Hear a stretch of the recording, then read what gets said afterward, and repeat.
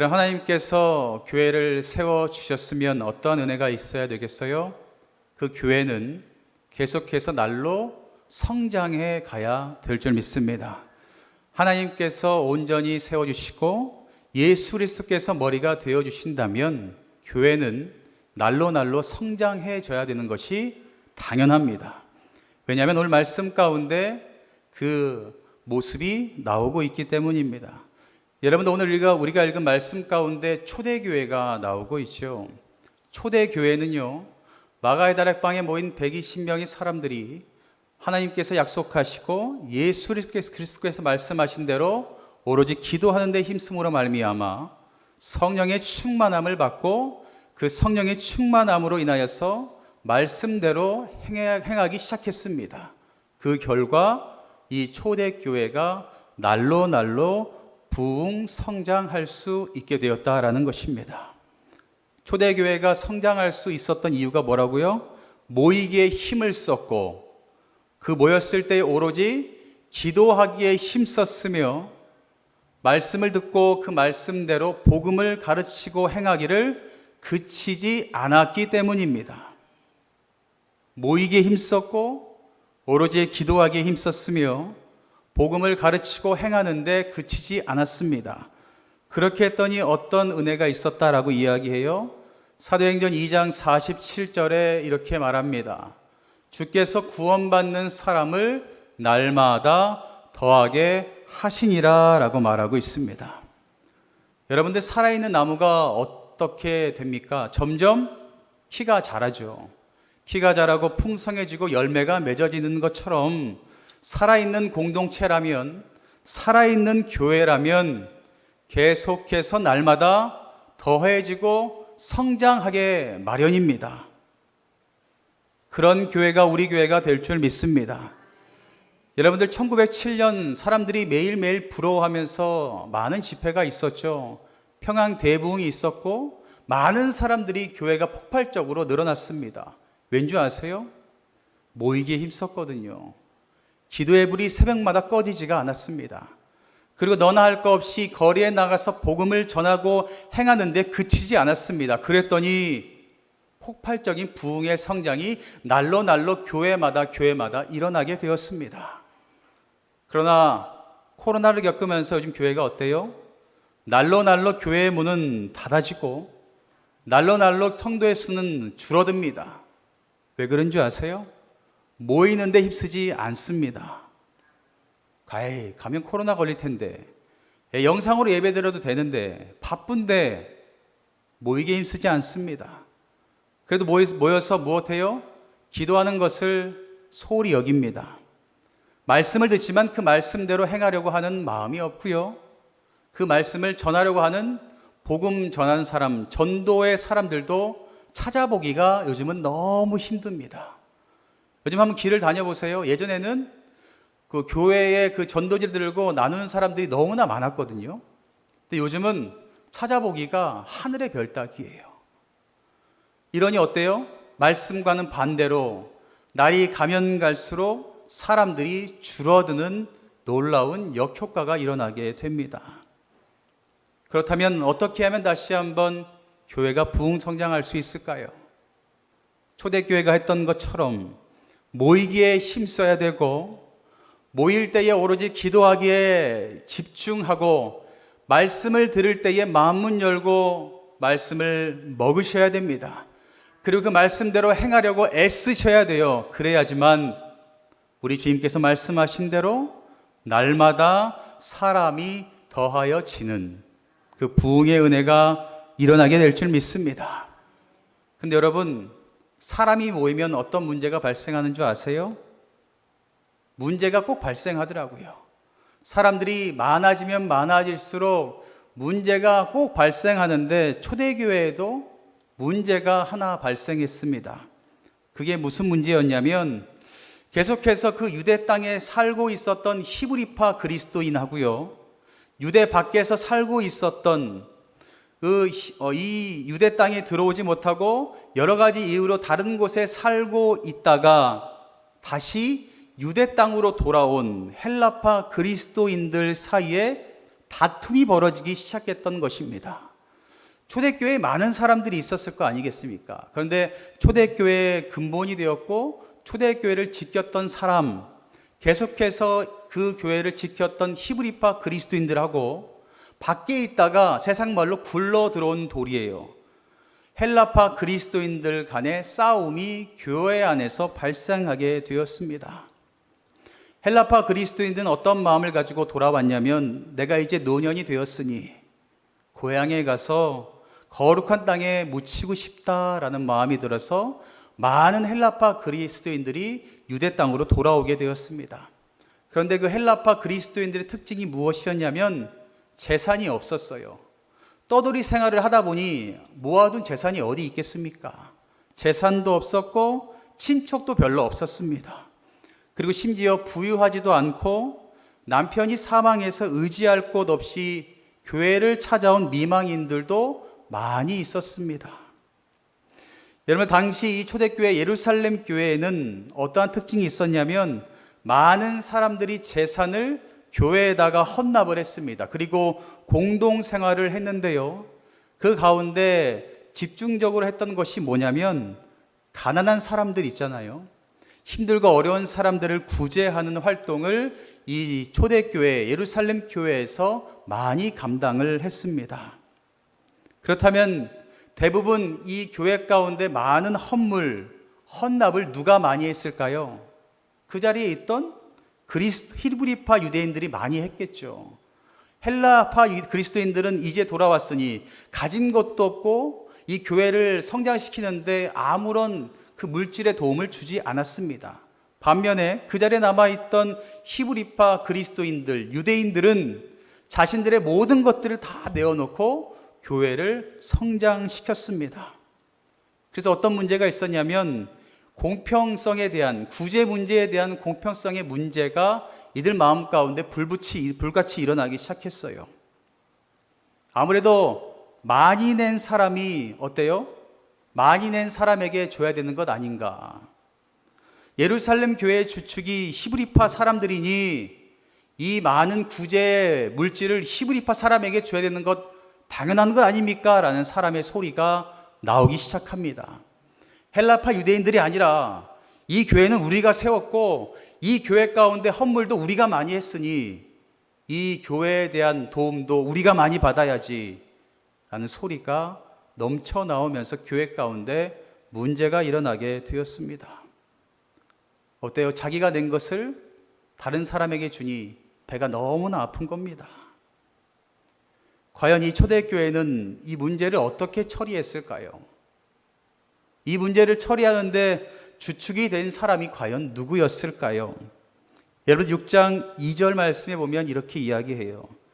12사도가 모두 제자를 불러 이르되 우리가 하나님의 말씀을 제쳐놓고 접대를 일삼는 것이 마땅하지 아니하니라고 말하고 있습니다. 12사도가 모든 사람을 다 불러요. 그리고 말하고 있어요. 우리가 이렇게 다투는 것 무엇 때문에 다툽니까? 하나님의 말씀이 아니라 다른 것으로 인하여서 지금 다투고 있는 것 아닙니까? 우리가 집중하고 바라봐야 될 것은 구제가 아니라 일단 하나님의 말씀 아니겠습니까? 많은 사람들에게 가장 중요한 것을 다시 한번 일깨워 줍니다. 우리들도요, 하나님께 허락하신 교회 일들을 감당할 때에 가장 중요한 것은 하나님의 말씀입니다. 하나님의 말씀을 제쳐두고 다른 것을 초점을 두고 생각하지 마시고 하나님의 말씀에 초점을 두고 나아가는 여러분들 되시기를 간절히 바랍니다. 그렇게 이야기하고 그들은 누구를 세워요? 7 집사를 세우게 됩니다. 12사도는 우리는 말씀 사역에 집중할 테니 이 구제 사역을 담당할 7 집사를 택해서 그들에게 모든 것들을 맡깁시다 라고 말을 하게 되죠. 그러면 7 집사는 어디에서 뽑혔을까요? 히브리파? 아니면 헬라파? 어디에서 7명을 뽑았을까요? 6장 3절에 말씀하고 있어요. 형제들아, 너희 가운데서 성령과 지혜가 충만하여 칭찬받는 사람 7을 택하라. 우리가 그 일을 그들에게 맡기고 라고 말하고 있습니다.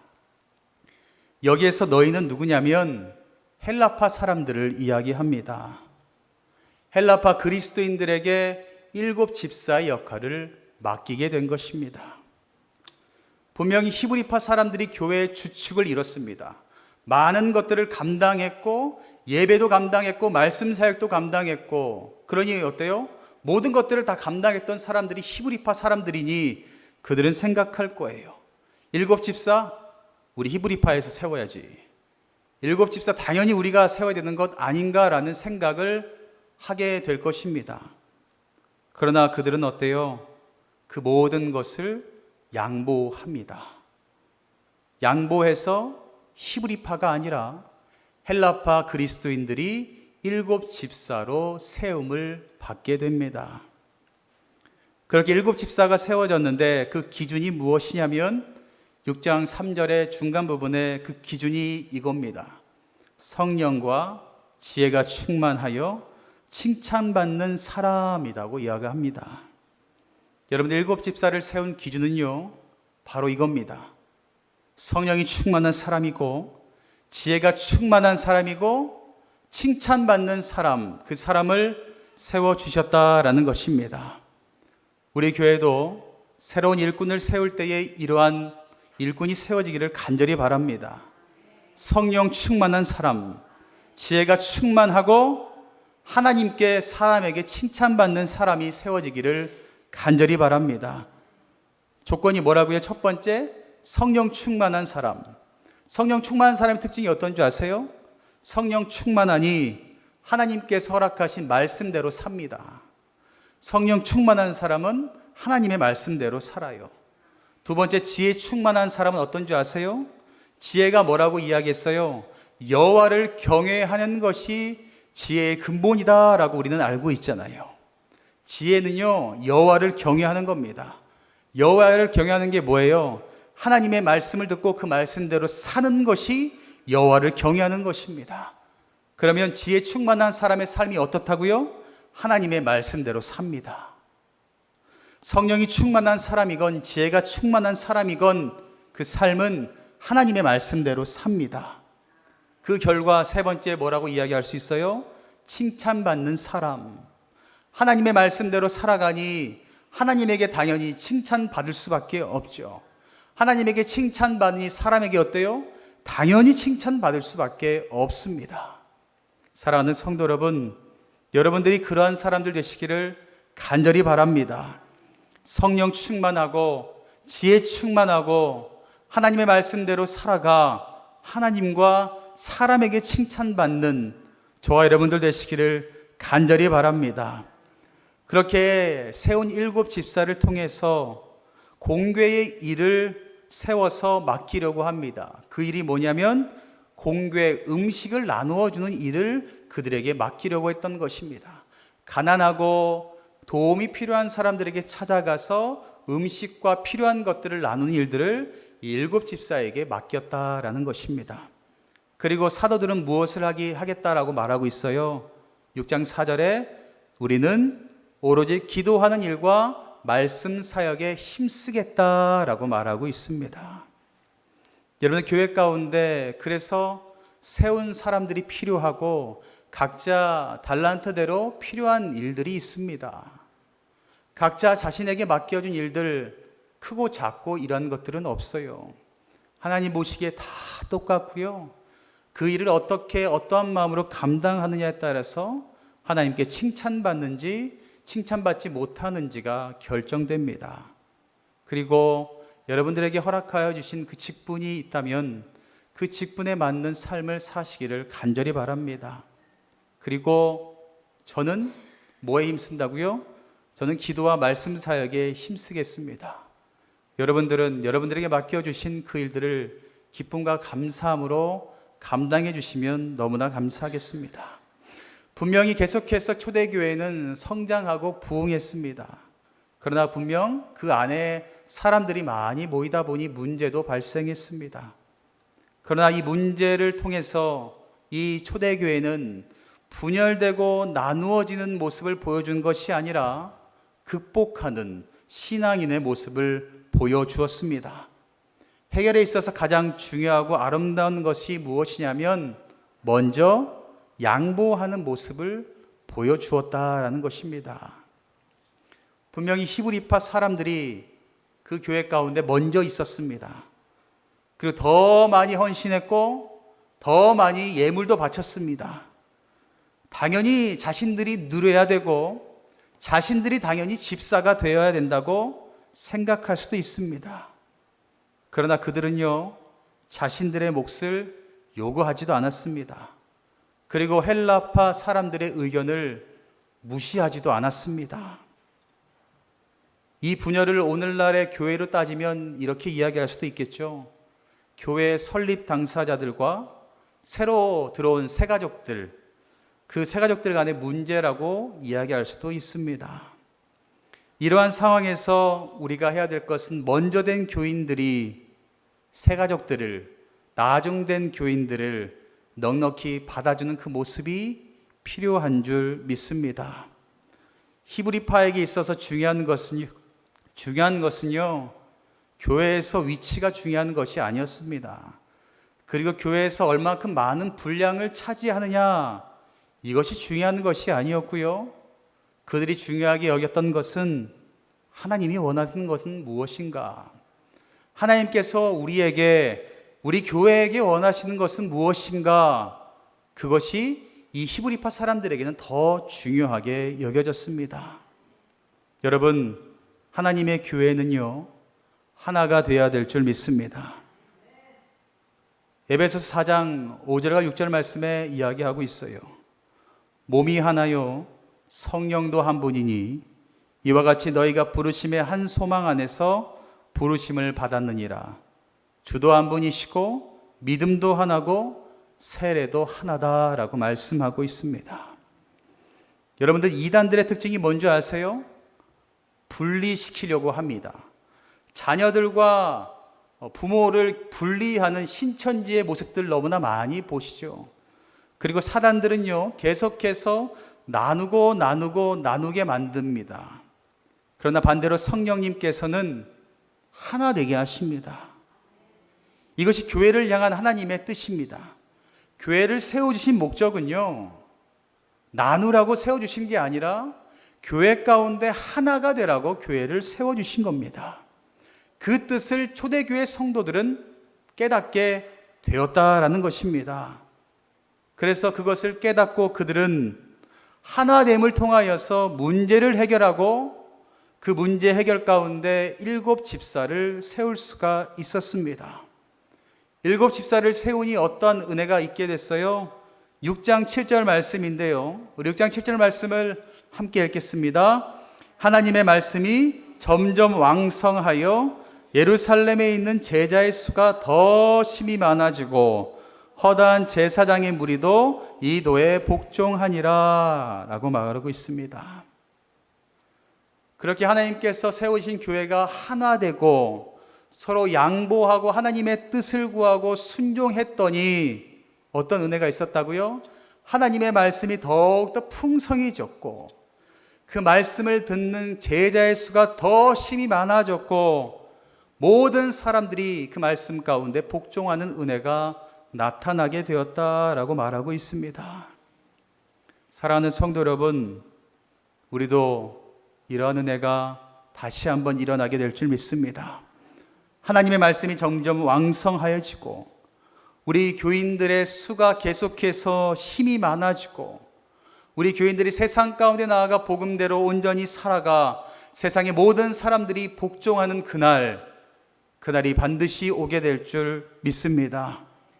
과연 여러분들은 우리 교회 가운데 수많은 어려움들 많이 있었겠죠. 70여년의 세월 동안 얼마나 많은 힘듦과 어려움이 있었습니까? 그때 과연 우리가 했던 모습은 무엇이었습니까? 우리가 할 것은요, 기도함으로 하나 되는 것밖에 없습니다. 그것이 필요합니다. 문제를 해결하고 하나 되는 것 방법은 기도하고 하나 될 때에 그 모든 문제가 해결됩니다. 하나 되는 것은요, 양보할 때에 하나가 될 수가 있습니다. 그 양보의 근거는 사랑이 있을 때 양보할 수가 있게 되고 양보할 때에 하나가 될 수 있습니다. 하나님도요, 양보하셨어요. 우리를 사랑하셔서 그 아들을 우리에게 양보하셨어요. 그 아들을 십자가에서 죽기까지 하여 주셨습니다. 우리를 사랑하셔서 양보하여 주셨어요. 그래서 그 십자가의 은혜로 우리가 하나 될 수 있게 되었습니다. 우리들도, 우리 교회도 하나가 되기를 간절히 바랍니다. 서로 기도하고 협력하여서 죽어가는 교회가 아니라 살아서 역동하는 교회가 되기를 간절히 바랍니다.